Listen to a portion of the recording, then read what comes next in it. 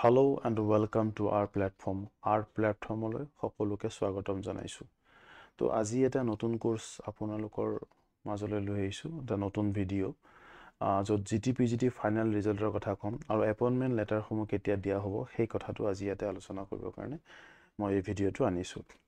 আচ্ছা, এতিয়া আপোনালোকক যদি মই কওঁ যে ক্ৰনলজিকেল অৰ্ডাৰটো কেনেকুৱা হ'ব, যে অসমৰ যিটো GTPGT পৰীক্ষা হ'ল এইটোৰ ক্ৰনলজিকেল অৰ্ডাৰটো যদি আমি চাওঁ, যে এডভাৰটাইজমেণ্ট আমি পাইছিলোঁ 2023 ডিচেম্বৰত।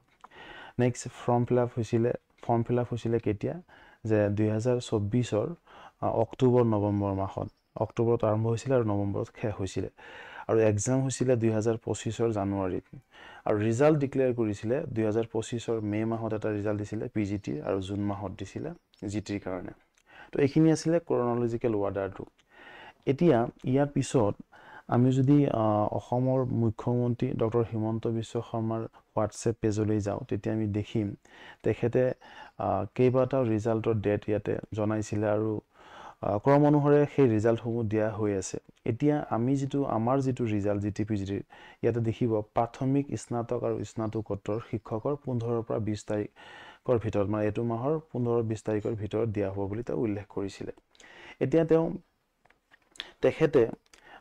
তেখেতে এই ক্ৰনলজিকেল অৰ্ডাৰটো যোৱাৰ পাছত তেখেতে কোৱাৰ এই ডেটৰ পৰা, অৰ্থাৎ ইয়াতে 15 পৰা 20 অক্টোবৰৰ ভিতৰত, ইয়াতে যদি আমি দেখোঁ যে ফাইনেল ৰিজাল্টটো তেখেতে যোৱাকালি আকৌ লাইভত আহিছিলে, ফেচবুক লাইভত তেওঁ জনায় যে 15, 16, 17 অক্টোবৰ 2025 GTPGTৰ ৰিজাল্ট দিয়া হ'ব।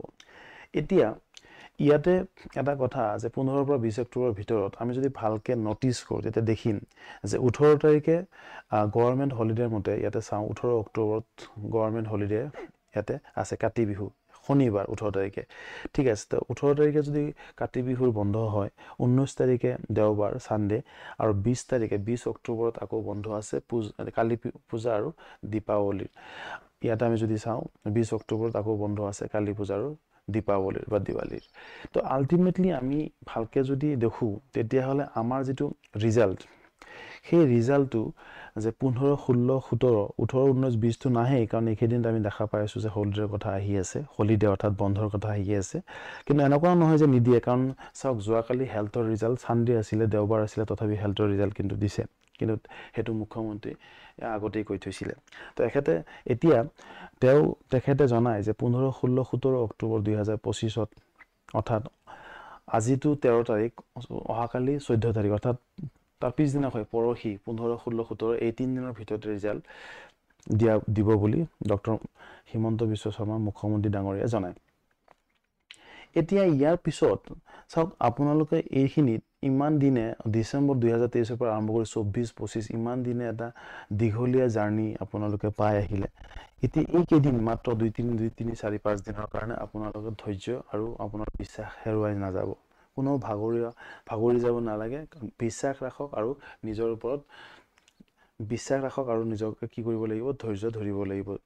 এতিয়া ইয়াৰ পিছত আমি যদি চাওঁ যে আচলতে অক্টোবৰ মাহৰ 2025 কেলেণ্ডাৰলৈ যদি আমি যাওঁ, তেতিয়া দেখিম যে আজি 13 তাৰিখ, 14 কালিৰ দিনটো আছে, অৰ্থাৎ 15, 16, 17 এই 3 দিনৰ ভিতৰত আমাৰ ৰিজাল্টটো ডিক্লেয়াৰ কৰিব।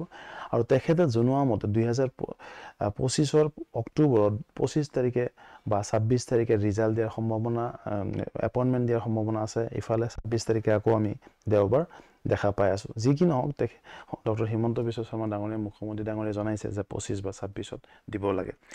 এতিয়া যদি আমি 25 অক্টোবৰলৈকে চাওঁ, 25 অক্টোবৰলৈকে আমি যদি চাওঁ, যে 25 তাৰিখলৈ যদি ধৰোঁ, আজি 13 তাৰিখ যদি হয়, কিমান দিন আছে, মাত্ৰ 12 দিন আছে।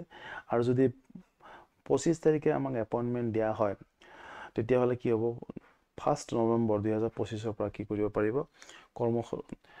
কৰ্মক্ষেত্ৰত তেওঁলোকে যাৰ যিটো ফিল্ডত হয় তেওঁলোকে জইন কৰিব পাৰিব। অৰ্থাৎ 31 তাৰিখলৈকে আমি যদি চাওঁ, মাত্ৰ 18 দিন আছে। তো 12 দিন আছে মাত্ৰ এপইণ্টমেণ্টৰ কাৰণে, আৰু 18 দিন আছে জইনিং কৰিবৰ কাৰণে, আৰু ফাইনেল ৰিজাল্টটো মাত্ৰ 2 দিনহে মাজত আছে। গতিকে মই সকলোকে অনুৰোধ জনাইছোঁ যে ধৈৰ্য ধৰিব লাগিব। ইমান দিনে সকলোৱে এটা দীঘলীয়া জাৰ্ণি চবে পাই আহিছে, গতিকে ধৈৰ্য হেৰাব নালাগে। এতিয়া এই যে অক্টোবৰ মাহতে কথাখিনি কেনেকৈ গম পাওঁ আমি, চিফ মিনিষ্টাৰ অফিচ অসমৰ পৰা যদি আমি চাওঁ তাতে ইয়াতে এটা কথা উল্লেখ কৰিছে যে ভৱনত লোকসেৱা ভৱনত তেওঁলোকে কৈছে on the recruitment drive of nearly 33,000 jobs the meeting reviewed the progress ইয়াতে লিখিছে scheduled in 33,000 jobs scheduled in the month of October 2025 অৰ্থাৎ 2025 চনৰ ইয়াতে ডেটটো লিখা নাই কিন্তু ডক্টৰ হিমন্ত বিশ্ব শৰ্মা ডাঙৰীয়া মুখ্যমন্ত্ৰী ডাঙৰীয়া জনাইছে যে 25-26 অক্টোবৰত দিব লাগে অৰ্থাৎ অক্টোবৰ মাহতে এই গোটেইখিনি এপইণ্টমেণ্ট দিয়া হ'ব বুলি উল্লেখ কৰিছে তো সেইকাৰণে আপোনালোকে ইমান দীঘলীয়া এটা জাৰ্নি কৰি আহিলে গতিকে 15, 16, 17 তাৰিখে ৰিজাল্ট দিয়া হ'ব ফাইনেল ৰিজাল্টটো আহিব মানে আপোনালোকৰ সিলেক্টেড ফৰ এপইণ্টমেণ্ট কাৰণ আগতে সিলেক্টেড য'ত আপোনালোকে এটা ৰিচিপ্ট পাইছিলে সিলেক্টেড ফৰ ফাৰ্ডাৰ প্ৰচেছ বা ৰিজেক্টেড এনেকৈ আহিছিলে